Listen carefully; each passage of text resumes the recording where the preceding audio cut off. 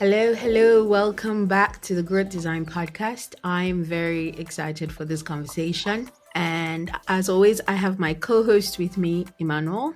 Hi guys, good afternoon. It's good to be back again. Yes, and we are pleased to have someone that we fondly call MP, Mindaugas Petrutis. He's the founder of Coho and someone who's been knee deep in the design world for a long time, from leading fellowships to advising startups. Mindaugas, thank you for saying yes to being here. Thanks for inviting me. Yeah. How could I say no? All right, so we have quite the history with Mindaugas, right? And fun fact is, Emmanuel and myself have worked with him on the breakout idea that is Coho. Well, the leadership fellowship, what it has evolved into. And we've been very involved in also building out the MVP of that, which we're excited is going into beta testing soon. So we'll talk a bit about that, give you more of the lowdown as we continue the episode. But for the beginning of this, we are going straight into the title of this episode, which is a very bold one that just simply states that the future of design is business. And honestly, every time I think about Mindaugas, I think that his journey embodies this idea completely. Mindaugas, you've gone from design recruitment to community building, now to building peer groups, where the idea is to turn hidden knowledge within organizations into visible employee growth. So this is just the tip of the iceberg, right? But when I think about many, many conversations, you've shared incredible stories of how you went from working in a bar to one day deciding you wanted more for yourself. Let's go back to that very beginning. Can you share more of that experience with us and also how that became the catalyst for your journey? Yeah, happy to. So I think you want to go back 20 or so years, maybe 15 years.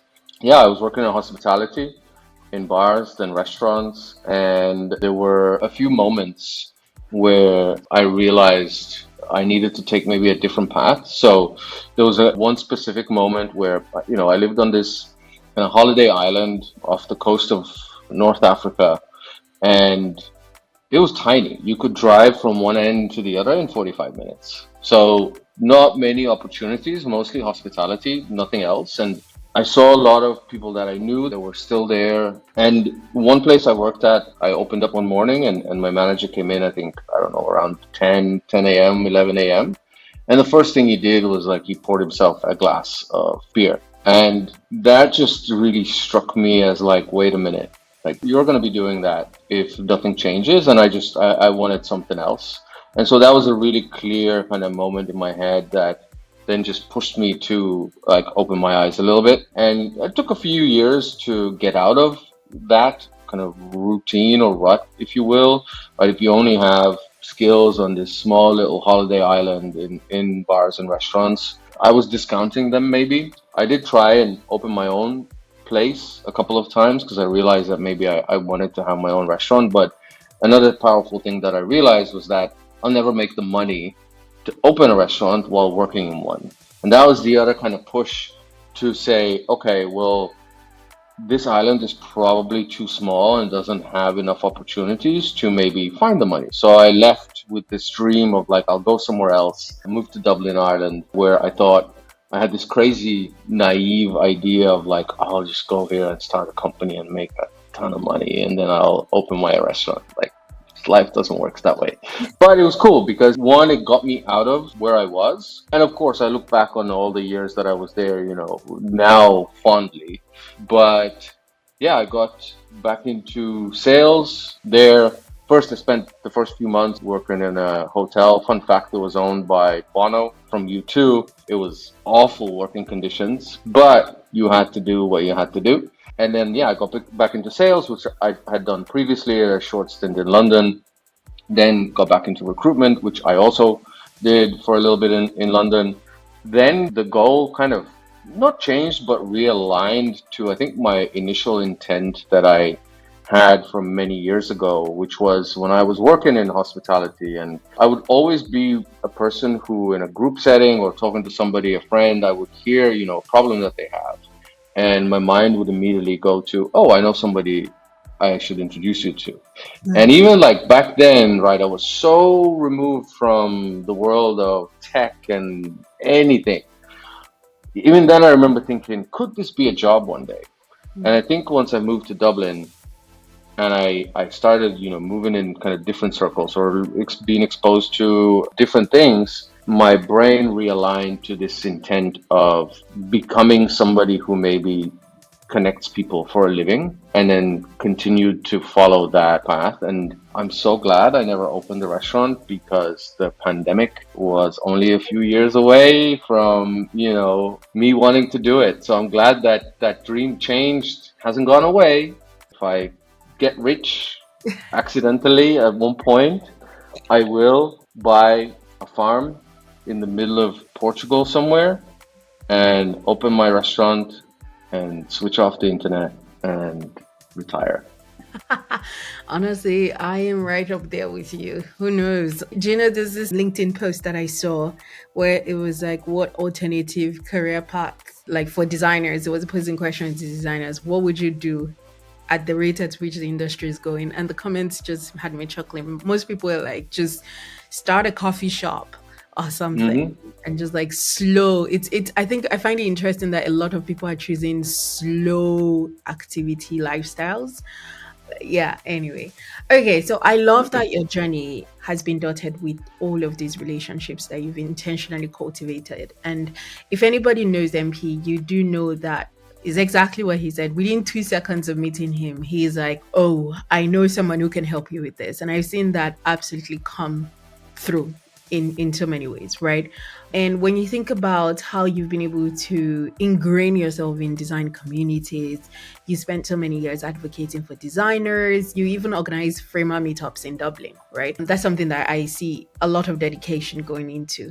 How did that experience help you shape your understanding of the kinds of challenges that designers face, especially when it comes to aligning the work that they do with business goals? So I think I was lucky in some ways that I was able to find a way how to build relationships with designers in a more authentic, organic way, right? So when I first started doing design recruitment in Dublin, like 2014 maybe, I quickly was met with designers hate recruiters, and I quickly understood why, right? Because most recruiters, and it still stands true today, but I just will also just say, in case any recruiters are listening, I do not blame the individuals. I blame the way that the companies they work for are set up. That's mostly like talking about recruitment agencies.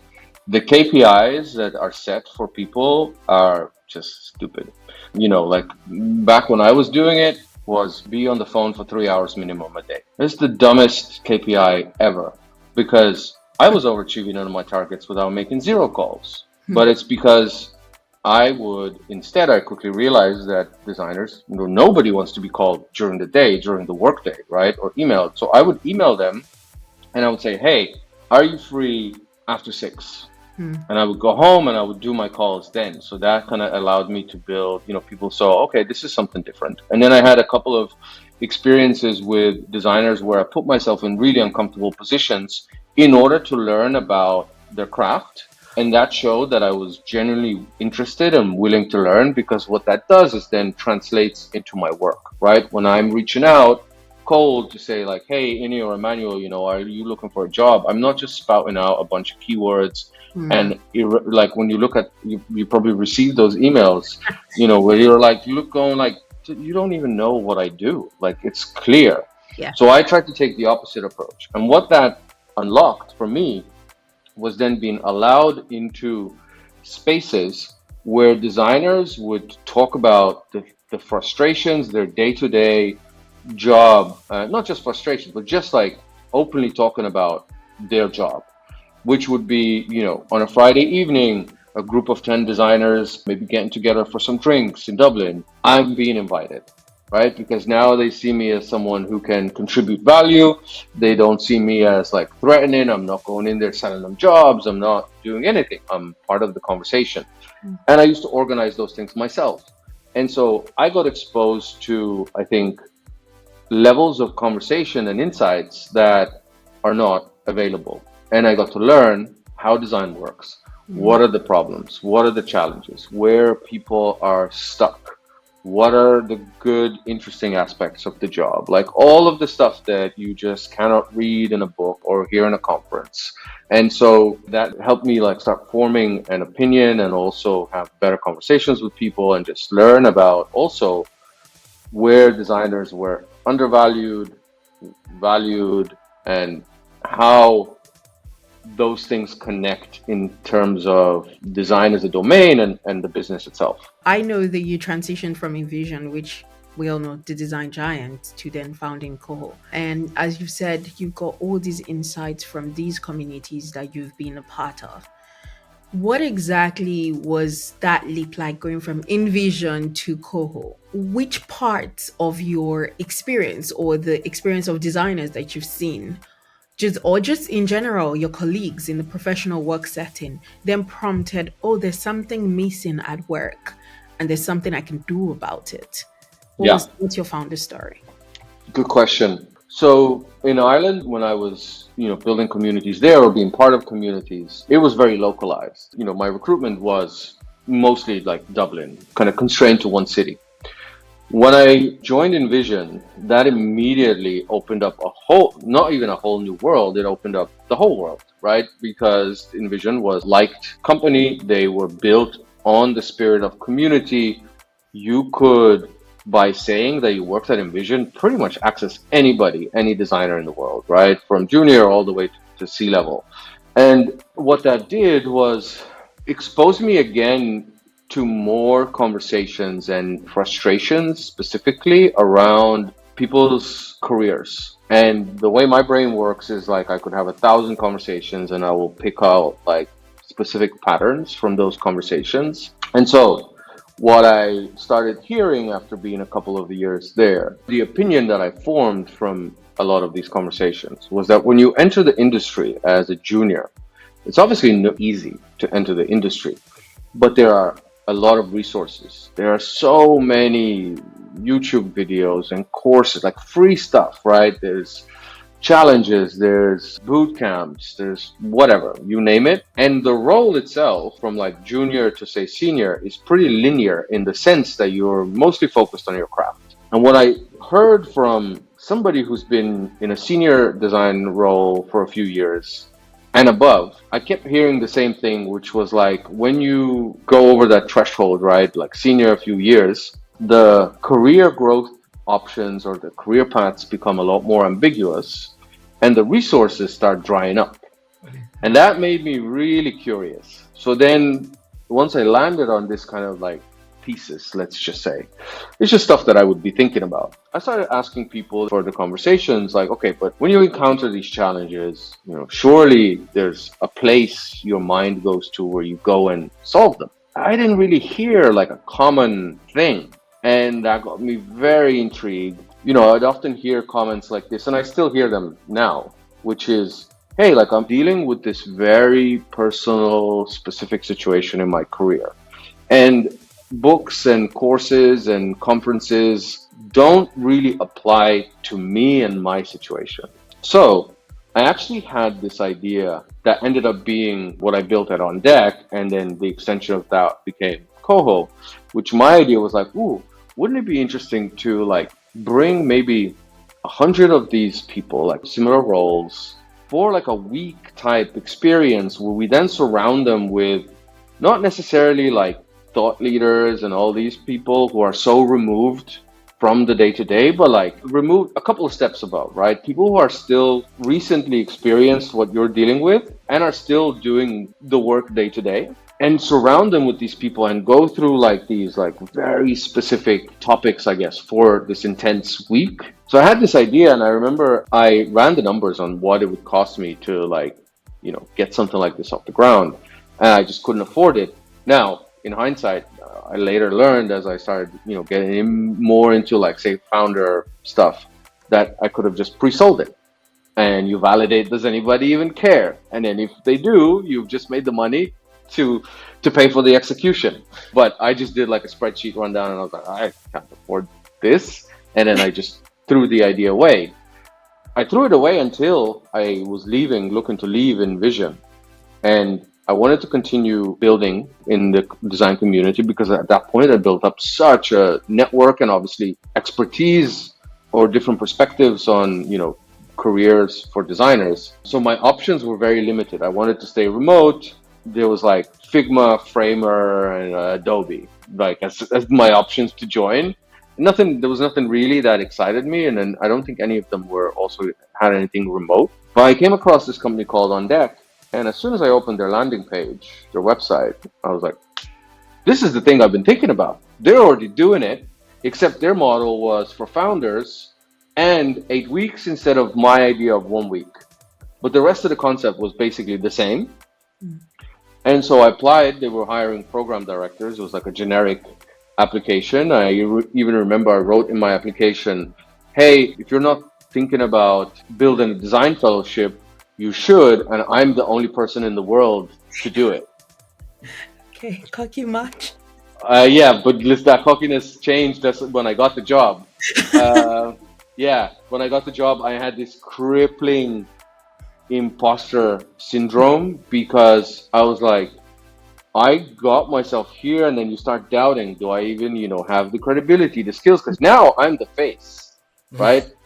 I'm the face, and now because On Deck had built up such credibility, right, with like amazing companies, and so now I'm exposed to another level of people that will be looking at this, right? Like, as an example, when I joined and I started thinking about, like, I had all the components of the fellowship. I've done a lot of research. I've had thousands of these conversations.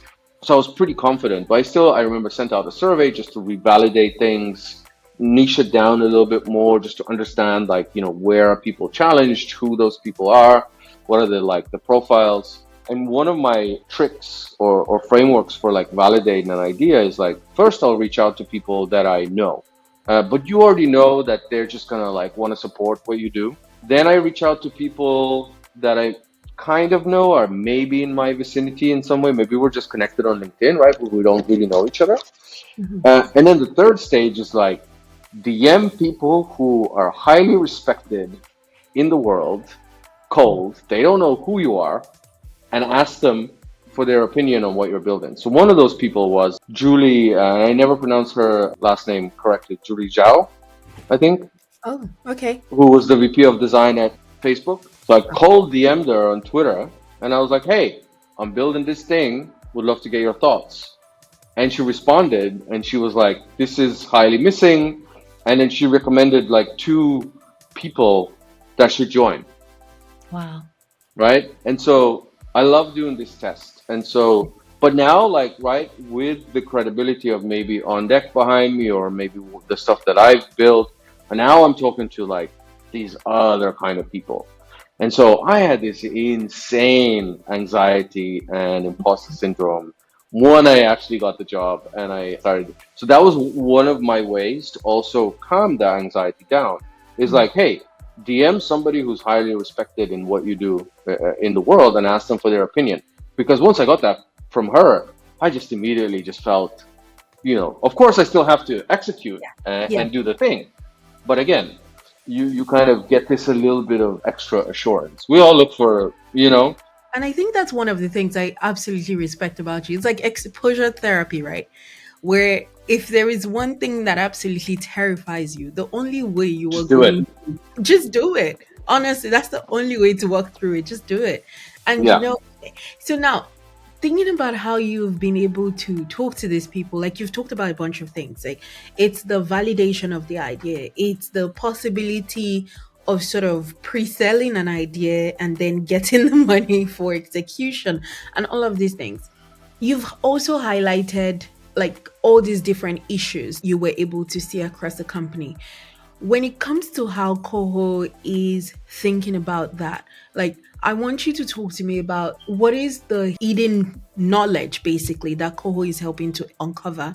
Because, for example, Coho's been running, so it's not as if it's a brand new idea.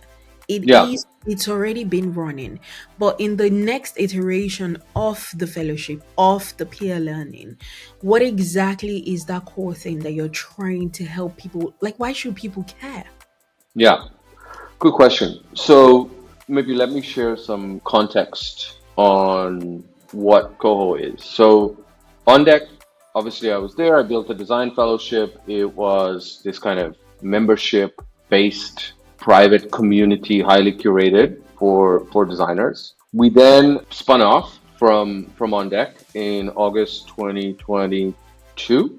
That's when we became Coho, continued that fellowship model, which was you pay, for access. The thing I realized, I mean, 2023 was like, let's just call it what it is, was a shit show of a year for most companies. And not surprisingly, that really affected us. And there was a combination of different things that did that. There was, bad decisions, there was market changes, there was a bunch of different things. At the same time, that also pushed me to really look at all of the things that we were doing within the community. And again, you're forced to try and survive, right? Which forces you to deeper look at what you've been doing.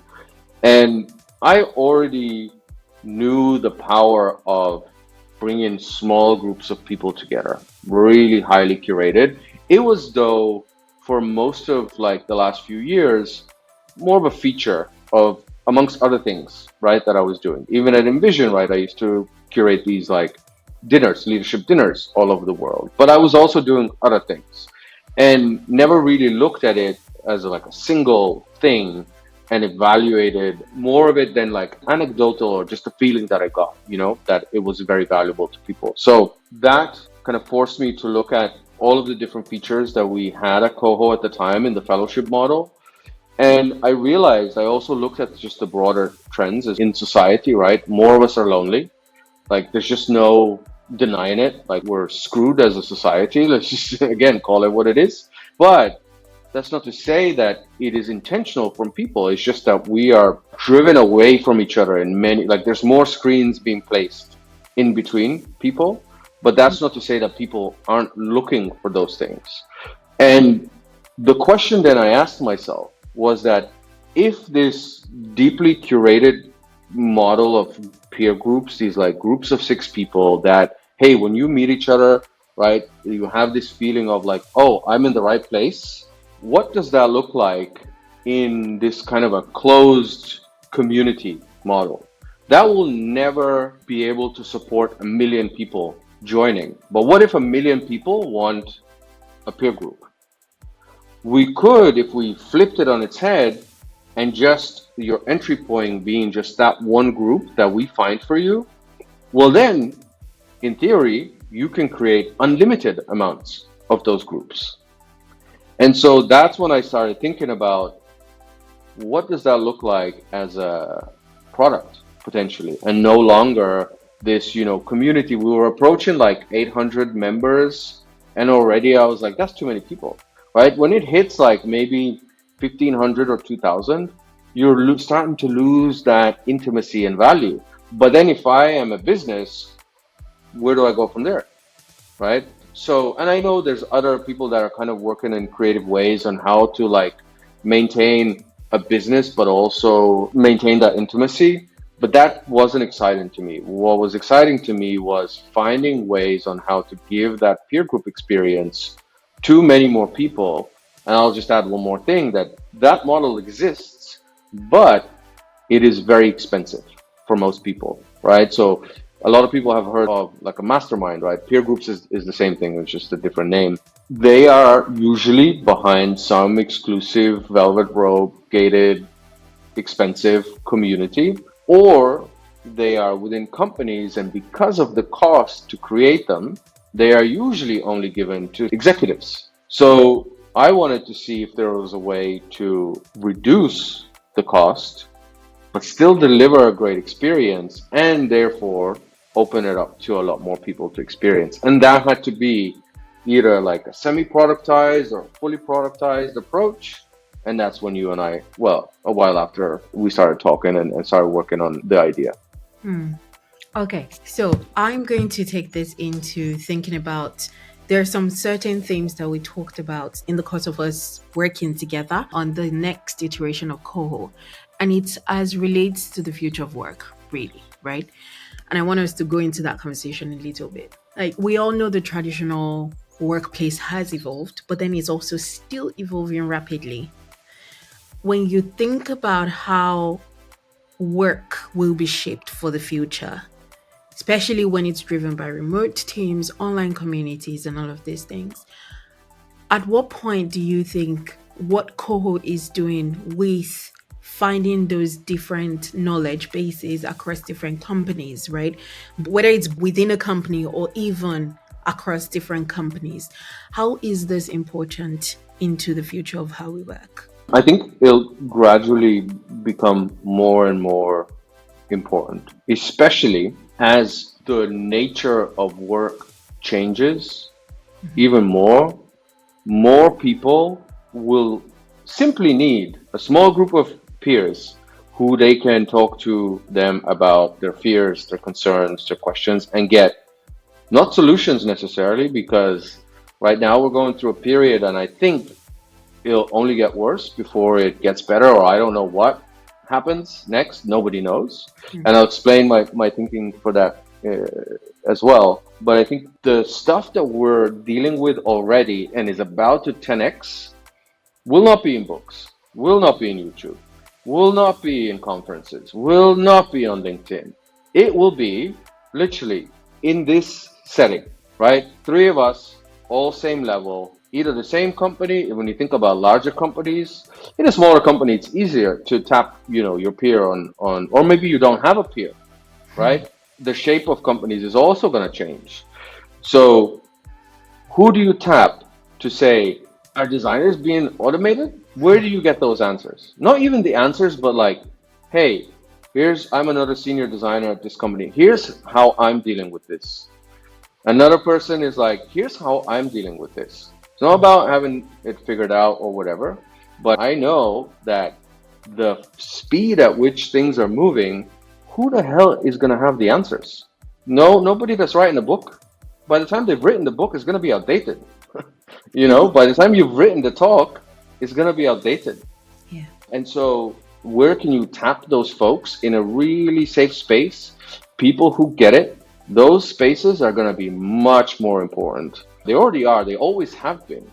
Like, again, when I looked into the history of peer groups or masterminds, Benjamin Franklin had one in the 1700s that ran for 38 years. It's fascinating to think about. Yeah. Like, why? In fact. Like, why? So now as we're like experiencing this rapid shift, and every day there's a new tool, and every day, like Emmanuel and I looked at the one tool. Remember the chat we had?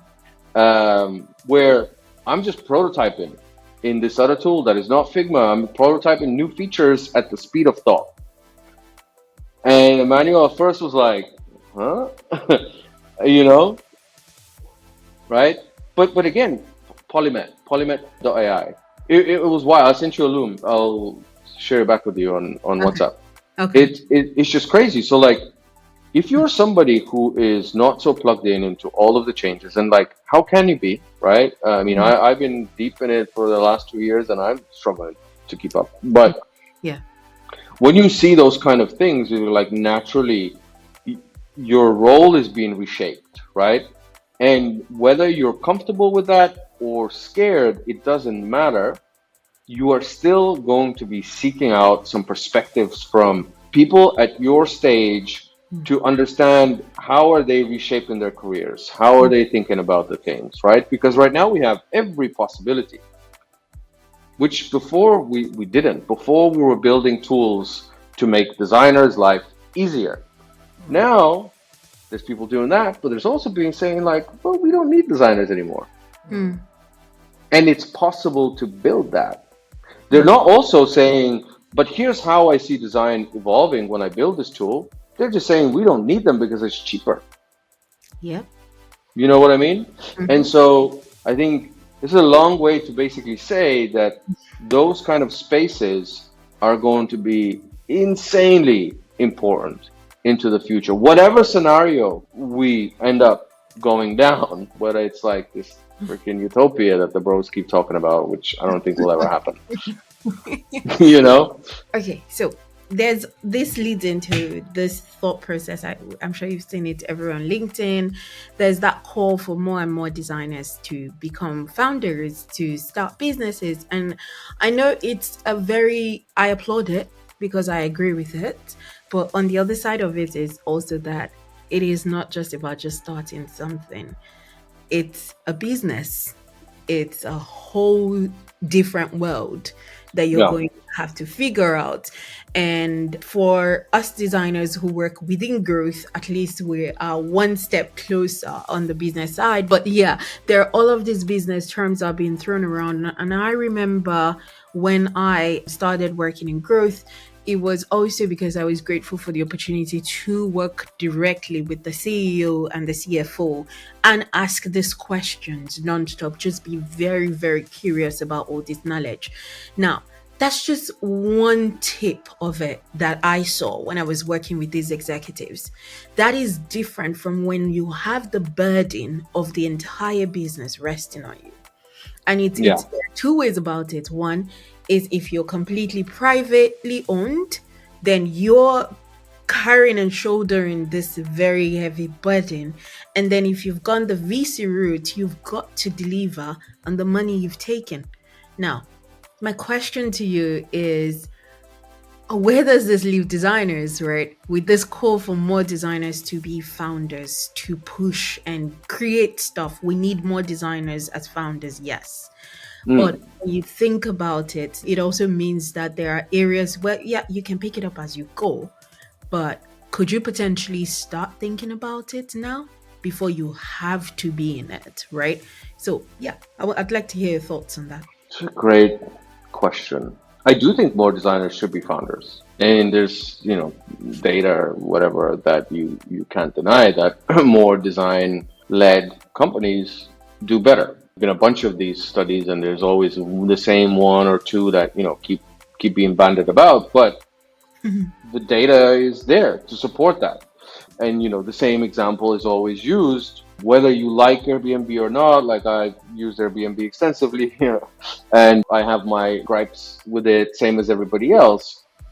But then you cannot deny the fact that a designer built a company that IPO'd for whatever it was, 100 billion, right? And when you use it, you just know that Yeah. it's built and led by a designer.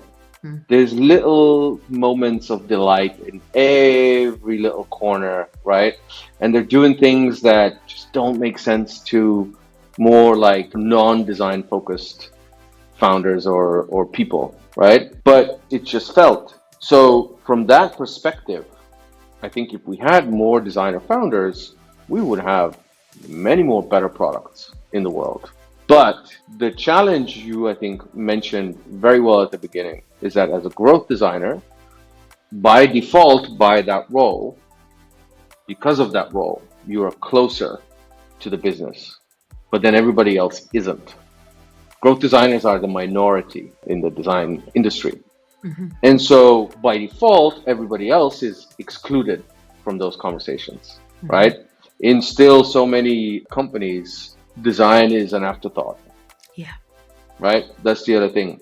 I don't even, care about really necessarily the conversation of like, oh, designers need a seat at the table and all of this. Like, yes, I mean, as a given, I have like lots of, and I think because maybe it's like naive from my point of view, but I never understood that if you have a chief product officer, or why does, design report into product when engineering doesn't? Mm. For me, that's already is like a very confusing scenario where it's like, aren't you all building the same product? That again, I think is a separate conversation. Mm. But to your question, when you are in those situations, like most designers are, it's a combination of things that play into why more designers don't understand business. When you're naturally excluded from those conversations, when you're seen as an afterthought, there will always be a portion of people who will just say, well, I don't need to know these things. I just, design what's handed to me and then I'll ship them off. Can't tell you how many people, especially like in the last year or so, right, with so many layoffs. I sometimes do just simple. I'm not a coach, but like if anybody reaches out and they're like, hey, I'm trying to figure out, I've been laid off, what to do next. and maybe I'm helping them to think through their CV. And one of the first questions I ask is like, I see a lot of like fluffy kind of terms and language on your CV. Can we find like some metrics that we can include? And they're like, I don't have any. What do you mean? Right? And they're like, well, I basically hand off my work and then that's it. I'm given a new piece of work.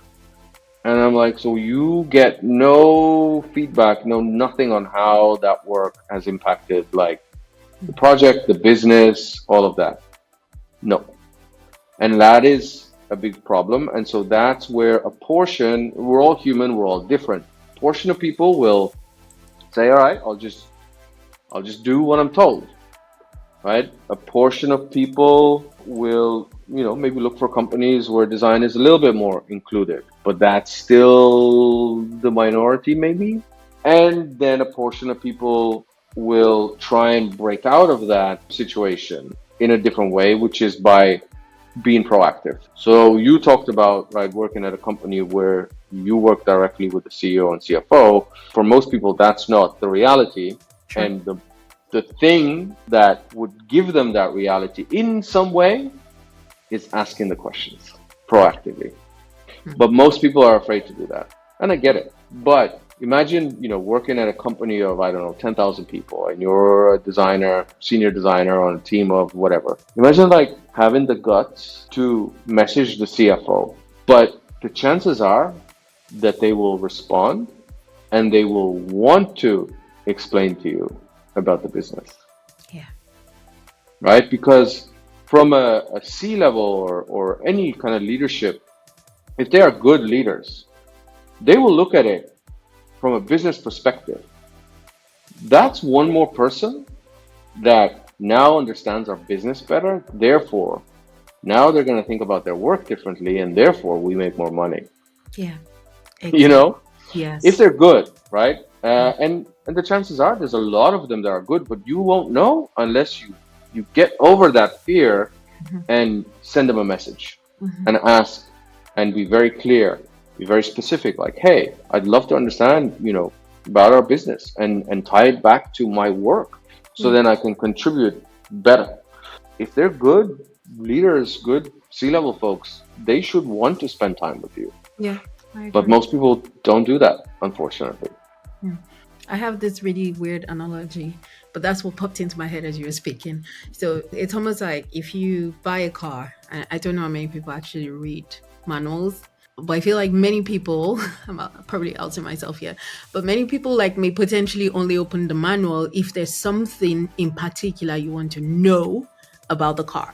So it's not like you're getting a brand new car and you suddenly start. And if you're one of those, well, I'm really happy that you're so diligent on that. But otherwise, right? And I remember just a few weeks ago being at the hospital and I was just about to come down and the steering wheel locked completely. And now I'm trying hard not to freak out because I'm like, oh my goodness, it's like I cannot be in this car park for too long. Once my appointment is over, I need to figure this out. And nothing I did. And I remember searching on YouTube, trying to like the exact make and model of the car. Does anybody My have default. Exactly, right? Is anybody, and nothing worked. Eventually I'm like, oh, there's a manual right there, right? It just takes go into it with the specific question and scenario in mind, finding what's relevant to me and doing that. And I think that's an example of a way to approach this, right?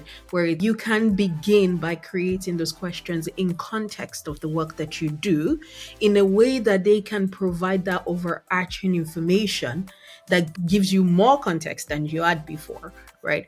But that's the problem, like you rightly identified. And also because there are different types of organizations, there are scenarios where people are rightly terrified to talk to their C-level execs. Oh, 100%. So, but it's worth trying. I totally agree with you. It's worth trying. I mean, the other, of course, option is, there are, I think Ryan Rumsey wrote a great book. What was it called? Business Thinking for Designers a few years ago. I love that book. There's great kind of resources. The challenge, though, is, again, they can only take you so far because you're not putting yourself in a real world context and scenario, right? You could read any book, but that may change your thinking and help you understand things better. But now imagine a scenario where you message the CFO. And they reply because you've asked the right questions in the context of your work. And all of a sudden now you are being invited to conversations that nobody else is. There's a real possibility. Yep. Or you're now working on a project that was just under the executive reps. But they're like, hey, there's somebody that wants to know, and also they're a designer. There's obviously the chances of that happening, I don't know. But the thing is, or the point I'm trying to make is like, you won't know unless you do. But of course, I've been in companies where clearly the leadership team are incompetent and are awful, and like you probably don't want to message them. But if you are in a scenario where you just haven't done it because you fear, I don't know what you fear, because the only thing you can fear is nobody replies and you move on. You message somebody else. You message somebody else. What, like, are they going to fire you because you're trying to get better at your job? No. That makes sense. Absolutely. And then when we think beyond relationships, right, and go into the topic that we mentioned before, which is AI, like we've said, there is a new tool popping up every single day. And I currently have a ridiculous AI subscription bill that keeps climbing every day. And I'm at the point where I'm like, Ini, tap some sense. But yeah, we've seen how these tools will definitely change the roles of designers in the near future. So how can we begin to think about future proofing, right? How can designers begin to develop? I mean, you once said everybody in a company is going to be empowered to design things. And you sent me Playground. And when I saw Playground, I was like, whoa, it is so good, right? It is so good. And that can be terrifying, rightfully so, for many people. We've seen this evolution over and over and over again. Depending on your perspective, what skills can designers begin to think about in ensuring that they're padding the future, basically, especially in a future where everybody will be creative? I think I wrote about this, talked about this a year and a half ago, 2 years ago, maybe. As soon as I started playing around with ChatGPT, it was like 3, maybe. I could immediately just tell that everything just changed. And obviously, one, test out all the different tools, right? Understand not necessarily from the output perspective, but the capabilities and how it is now shifting your job, right? But the idea that everybody's going to be creative, there's obviously a good side to it, because it will unlock creativity in people that previously, like for me, for example, you and I have had this conversation, right? The side of the brain that designers have, and you are quick in tools like Figma, doesn't work for me.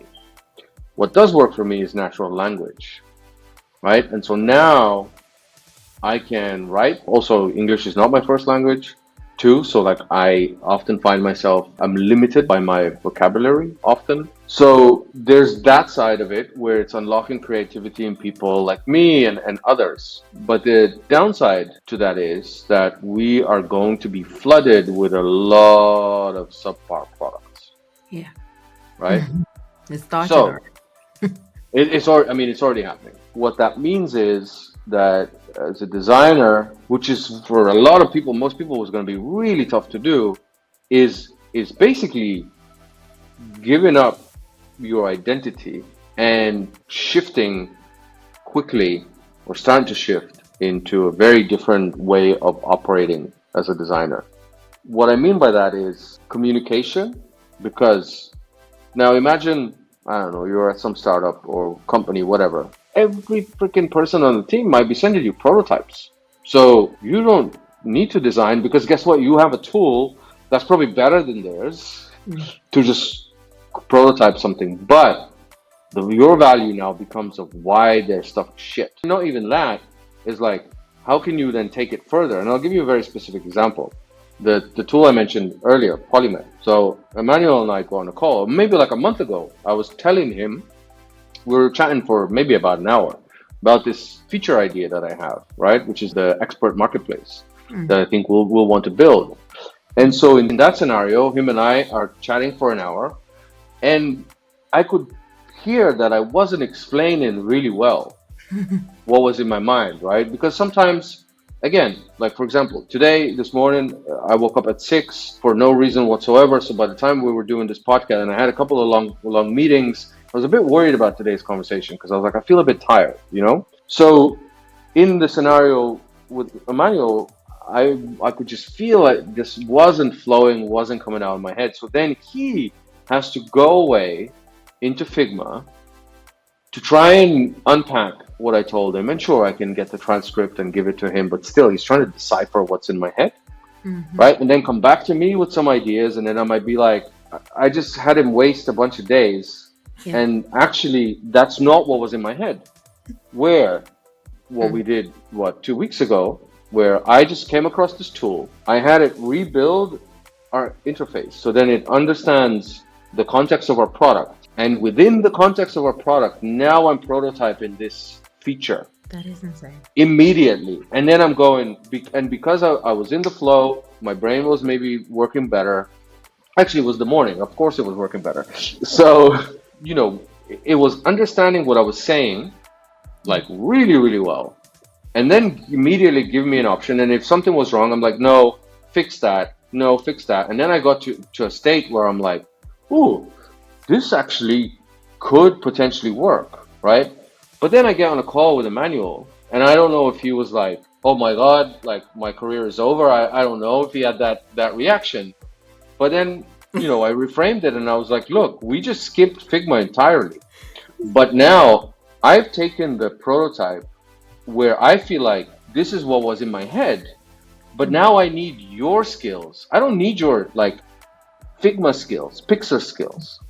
I need your brain and your experience as a designer to tell me, okay, but like, users, the customer might have a challenge here. Like, I don't know these things. He does. You do.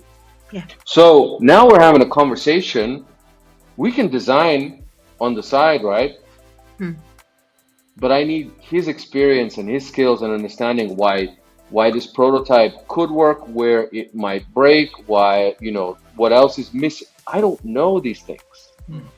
So now the role has completely shifted to something else, but critical thinking, having built up that really good experience and knowing how to use it, not having just focused on shipping, Figma designs for the last 10 years, challenging me, having the confidence to challenge the other person, not necessarily in the founder, designer situation, but in any situation. You might be freelancing. Your clients, think about it. Yeah. If you're freelancing, your clients are going to be going like, hey, look at this. Why do I need you anymore? Yeah. This is already happening. Yeah. Right?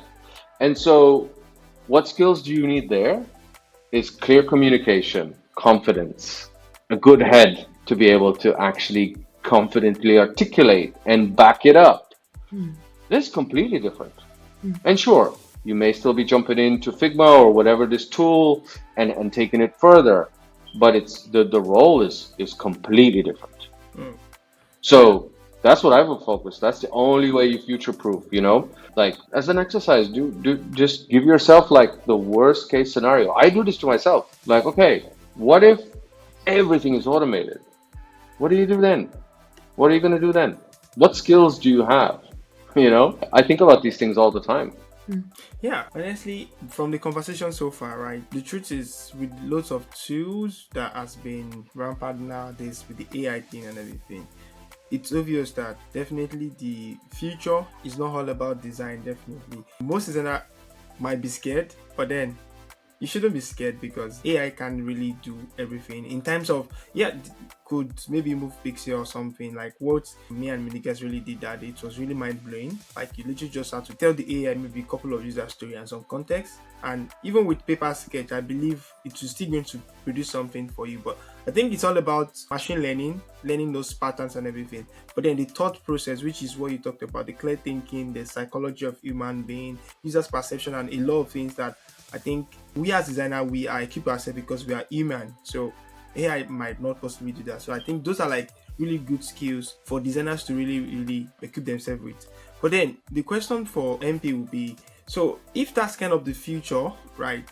And we're advocating for designers to lean towards more of the business side and try to really start not leaning away from design, but then being more business inclined. How can they start bridging those gaps and developing these business skills essentially? That's a good question. It's a tricky one. I think one obviously is more people should get comfortable now intentionally and proactively trying to spend more time with other domains, right?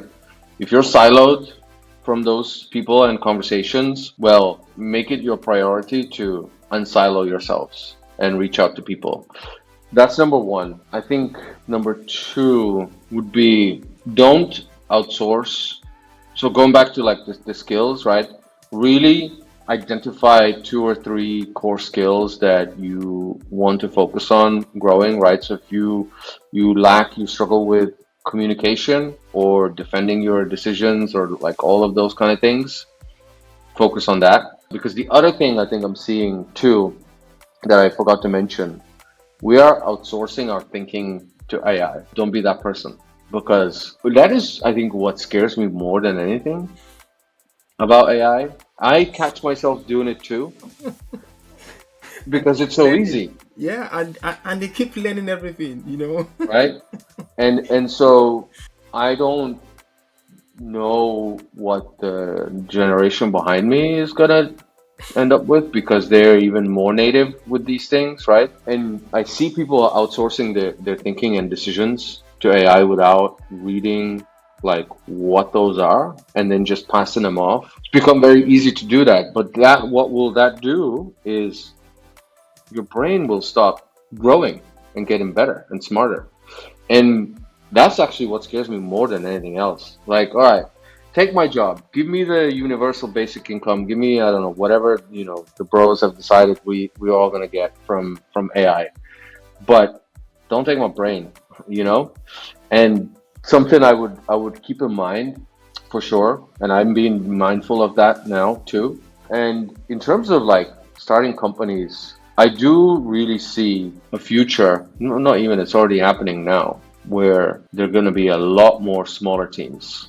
And really try and put yourself in that position, right? Again, maybe do like a thought experiment. What if in 5 years, 10 years, my only option to join a company, let's say, we haven't automated our lives away, right? We all still need to work. What if the only option for you as a designer to join a company that's going to be literally less than 10 people? And now everybody in that company needs to know about the impact of their work and how it connects back to the business. What skills do you really need to have? And work backwards. Because you can't hide, right? You're no longer in a team of 100 designers and a company of 10,000 people.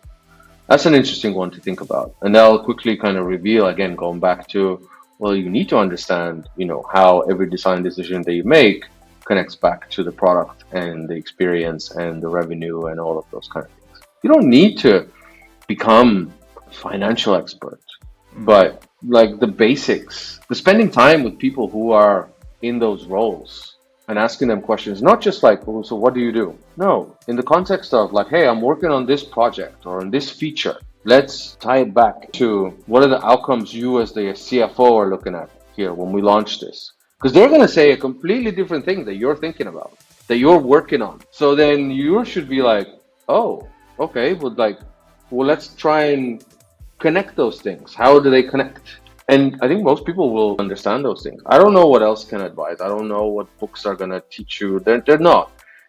Learning by doing is the only way. And so if you're not planning to be a CFO, go talk to the CFO. Go talk to their assistant, their chief of staff. Go talk to anyone in that team. That doesn't have to be the CFO. And doing those things in a company, whether you learn something from those conversations or not, it builds really good relationships that then actually makes your life easier.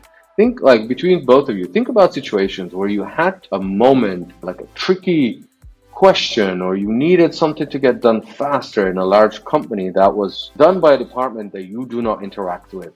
at all. Like I've had those situations with like payroll and HR and all of these, right? Where I had built those relationships and I knew that the favor, or let's say I had to ask or whatever it was I needed to get done, would normally take a long time. I would just ping them on Slack and they'd be like, yeah, I'll get it done for you. Because we took the time to build those relationships before. So there's double-sided benefits. One, you learn about them and their role and how it connects back to your work. And then two, if you ever need a favor, Yeah. I think they'll, we talked about this actually in Christian Vasile's episode, I remember, where it was talking about encouraging designers. Don't think about relationships as when you need stuff. It's got to be a two-way street because you never know. And I remember I shared in that episode how one of my biggest hitting experiments actually came from like the principal engineer of the company, for example. And that was because I had formed that relationship with them, right? Where it then became a case of, oh, hey, can you take a look at this idea and just tell me straight off the bat whether it's even something we can build with our tech stack or I'm just reaching for the stars? That was the simple conversation. And by the time we were done fine tuning it, still in idea stage. And then I went away, created a prototype, did and whatnot. And that was such a winning experiment, like really massive results off the back of that, right? So, yeah, I agree with you. Designers need to rethink the way we explore relationships. And it's that thing beyond not just your direct people around you. I think another thing I've also noticed is how we stay in our corner a bit too much, right? yeah, Stay within our, and you forget that it's a huge company. You don't have to work with someone to talk to them. yeah. Every domain or every role has an aspect of a trait, which then connects back to how we approach work and relationships and all of those things. I think for designers, what I find, and maybe this is a little bit of a generalization, but I don't know if it is. One, in a lot of companies, design is not valued, and you feel that, Hmm. right? So now immediately you're a little bit kind of on the back foot because of that. Yeah. And two, creative people in general tend to be quite introverted. So True. now you have that. And so that becomes, you're a bit more reserved. You're maybe, not as excited to jump in. But again, what we forget is that everybody's human. And now, like, I mean, more people are lonely. Like, there was this crazy stat. There's 100 million workers in the US report as lonely. That's a sad number. It's that number, but also it means send that freaking message to somebody in your company because they're probably gonna be like, hell yeah. Thank you for reaching out. Don't wait for like HR or somebody to roll out some donut matching or whatever. Just do it. I found as an introvert great success in kind of building those relationships. I remember when I worked at InVision, we used to do offsites. We were a fully remote company and we'd meet up like once a year somewhere, the whole company. And I was always hanging out with the design team. I was nowhere near the design team in my day to day. So cool. Yeah, I think I agree with you both, and I don't know if it's the nature of a designer, but then we getting out of those shoes would really help us for the future of what design is going to be with this advent and everything. So bringing the old questions right to an end, we've talked about designers being founders, right, and how we should also look at the advent of AI and everything. This question I've been thinking through when you were talking about this. As a founder, right, you are a founder right now and you are thinking about a lot of things. Let's take design out of it since we know that, the future is more of business. What is that one thing that you advise a designer who wants to be a founder? What would be that one essential, I don't want to call it skills, or what would that thing be needed for them to have a successful business that is apart from design? Okay, two things. One, don't listen to the hype and all of these people that say, more designers should be founders. Like, do your own thing. Don't be pushed into something that you just don't want to do. Like, there's no need. But if you have that little kind of fire inside you that like, hey, you know what? I have been thinking about this, but maybe, you get inspired by that and you genuinely, because unfortunately, we have these hype cycles because somebody important said blah blah blah, do this, and if you don't do this thing, you're worthless. Like, it's bullshit. Yeah. Don't listen. Huh? Echo chambers. Yeah, exactly. And we fall into that trap. We all compare ourselves to others and all of that. First, don't believe all that crap. But if it does inspire you, then the best thing, I do agree with the school of thought of like, don't just quit your job. Especially now, right? The tools are there. Learn, like, use the Claude, or play around with Cursor, or play around with like some of these new tools that generate code, and just start shipping something on the side. Validate your idea. Talk about your idea first. Talk to people. Don't quit your job. Build a little side project. See if anybody wants to pay for it, and just kind of experiment on the side. I think one of the biggest things that I always used to do, I have like this very weird brain. It took me years to learn, but when I get a job or when I start a new job, usually like I'm all, especially if it's like interesting enough or there's like some meaty problems to solve, like I'm all in, I'm excited. And usually after about 6 months, my brain just stops working. I get bored. And I look for, and it took me many years to like realize this, and then I could channel it in the right way. But I noticed this pattern after, quite a few years, that then I'm looking for something creative. And I used to do all these side projects, just, learn something new, spin up a little business idea, whatever. I never quit my job to just go and do it, because often you'll find the idea has no merit, nobody wants to pay for it, nobody cares. But you learn something new. That's the other great thing. Is what I would advise is like, if you've been thinking about something, there's no better time than now to go ship it at literally no cost. Yeah. Okay, $20. That's it. You have Figma, whatever. Buy Cursor, buy Claude, whatever it is, the premium subscription. Get it to write the code. Test it. Share it with people, whatever. But you're gonna learn that whether the idea works or not. Now you know how to use code generation tools. Now you understand, like, and they're getting so much better. Like, it's insane. Like, one I'm testing right now is a GPT engineer. I think they're by a company called lovable.dev, where when I was first playing around with code generating tools, there would be lots of errors. So I would generate the code, then I would bring it into somewhere like where I could host the code, right, and spin up the web app, and then it doesn't work. So then I'm like, I don't know where the errors are because I'm not an engineer. But this GPT engineer thing, I was playing around with it like last week. It starts to find the errors in its own code, and then it fixes them. So I'm sitting there kind of going, I'm just iterating on the idea, right? There's no better time to just go ship something. Go ship something into the world. Think about something that's been frustrating you, maybe at work, maybe even about your own. So many cool products have come from somebody sitting in a 9 to 5, and then they see that like they have an idea for a feature and it's not getting approved, nobody's listening. Go build it, because it could be a standalone product and a business. Just go build it. You literally can in a weekend, and then see if that stuff is for you. Do you then want to learn how to sell? Do you want to learn how to market? Do you want to learn those things? And actually, sales and marketing are going to be things that I would advise in kind of learning. Because when we can generate products literally at the speed of thought, then you need to, be able to sell it. Do you want to do those things?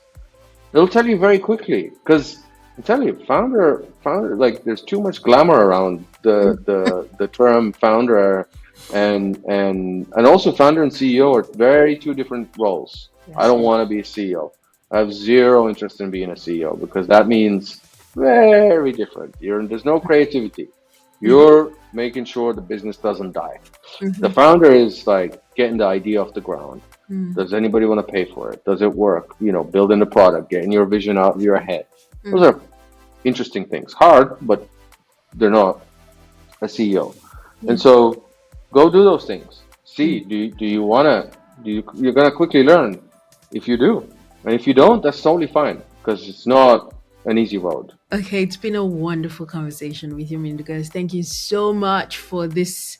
I've had fun with this chat. We've talked Same. we've talked about things from your journey as a design advocate to being a startup founder. We've taken a deep look into Coho and how your goal is to unlock growth through peer learning across different organizations. We've talked about the future of work and how Coho plays into that, as well as going into AI and the evolving design landscape, and also how we need more designers to be founders. But beyond just being founders, it's also a call to action to understand that the future of design is business, and that part you cannot do without. So, thank you very much. We are going to go into the lightning round, which I'll hand Yeah. to Emmanuel. I've given up. This is not my thing. Emmanuel, you're up. I hope it's going to be lightning today because Ine has proven me wrong. So, Mandigas, what are the top three products you use daily and you sort of can't do it? Claude now for sure. It's replaced ChatGPT for me completely. I just wish they would solve the memory issue because I'm sick of repeating myself. Hey, Anthropic people, if you're listening, fix it. What else? Unfortunately, I've been become a fake LinkedIn thought leader. So LinkedIn is my my You're daily. an influencer at this point. Oh my God, I hate it so much. But again, do you wanna? Do you want, if you're a founder, do you want to be posting on LinkedIn every day to drive business? Probably not. So make your choices, kids, wisely.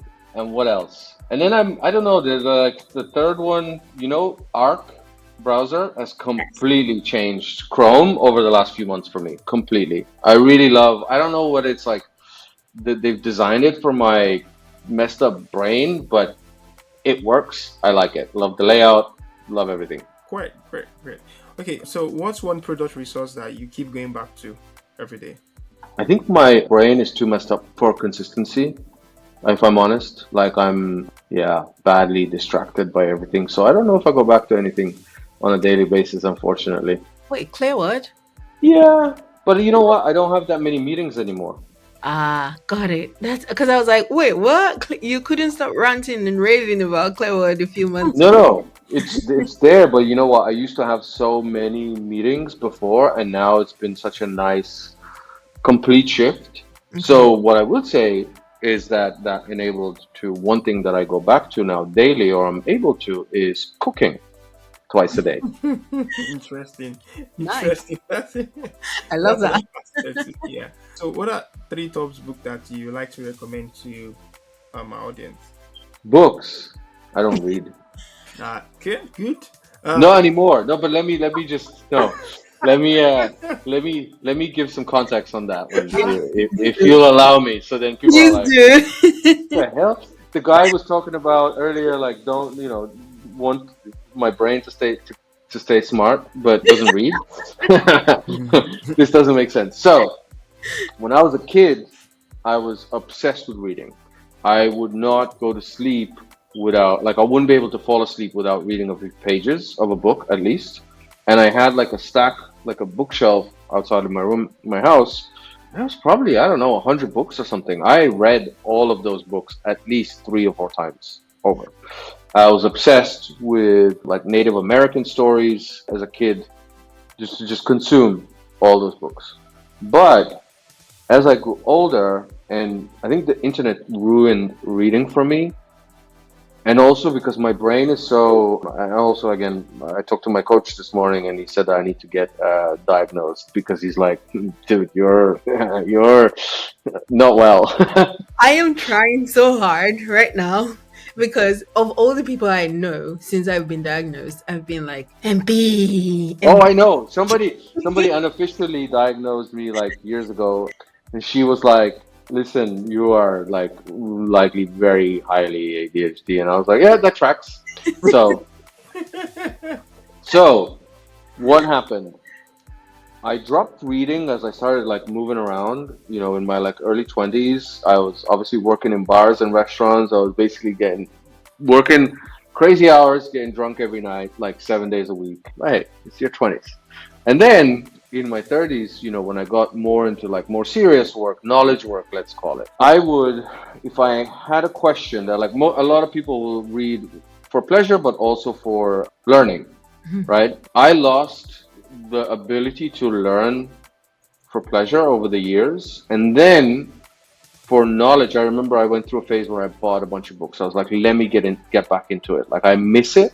I would treat those books like Google, unfortunately. Where if I had a question or a problem or I needed some insights, I would take the book, find the answer, close it, put it away. My question was answered, and then I discard the book basically. And I just haven't been able to get back into it, unfortunately. But I will try and make an attempt again at some point. But I don't know. I think my brain is too broken for that. All right. What profession will you be instead of the current one? That's an easy one. I would be a restaurant owner all day, every day. I miss it so much. It's Yeah. hard work. It's such hard work, that Mm. industry. Nice. But I miss it every day. What's your favorite food? I like all food, but can I say my favorite restaurant in the world instead? So let's do a little plug. So in Lisbon, my favorite restaurant of all time in the world is a place called Sem. It's spelled SEM. It is a zero waste restaurant. They don't waste anything. The food is incredible. The owners have become my friends through me being a customer. They are passionate about reducing waste in that industry, and if you're ever in Lisbon, you gotta go. I get no commission for this, but I should at this point. Okay. What's your favorite movie? I love like really good psychological thrillers because it makes my brain work. So I would say Heat is my favorite. Like I can watch that movie over and over again. But anything with like a really good plot that makes me think, makes my brain work. People laugh at me because I do not like scary movies. And the reason for that is because they're too predictable. The plot is always the same. Like, ooh, somebody's gonna jump out or somebody's gonna get killed. I'm like, okay, 2 minutes in, I'm bored. Like, moving on. The only one though, the only like scary movie. Have you ever seen the others No. with I think is it Nicole Kidman? Because Okay. it's a scary movie, but it has like a psychological kind of aspect to Okay. it, and that is one of my favorite. Like probably the only scary movie that like I love. Anything else, I'm like, yeah, whatever. I've seen it before. I know like somebody's gonna jump, somebody's gonna get killed. It's like okay, whatever. Nothing new. Such a fun person to have at the movies. Oh no, no, no! Don't take me. Don't. No, actually, I've mellowed out now. But for years, because I spent so many years in hospitality, I see everything that happens in a restaurant. So, for example, I watch everything and I know when people are making mistakes. So, if your food is being delayed or it arrives cold, I can pretty much pinpoint what happened. And so I will talk about these things, or I will then, maybe complain. And, in a lot of cultures, you're not, you don't complain. And so people would be like, dude, shut up, shut up. Like, I was not a good guest according to people, but I've mellowed out now. I love to host, I love to cook, and I love to go for dinner. So please come for dinner with me if we can ever. Oh, you're definitely seeing me in Portugal soon. So yeah. Yes. Thank you so much, Mindaugas. We've loved hanging out with you. Thanks for being here. No worries. Thank you for inviting me. Yeah. And to everyone, we encourage you to continue to subscribe, rate, and review the podcast wherever you might be listening to it. We've got really awesome episodes and guests coming up, and we hope that you have enjoyed this. Till next time, bye bye. Hi guys. Ciao. Ciao. Yeah.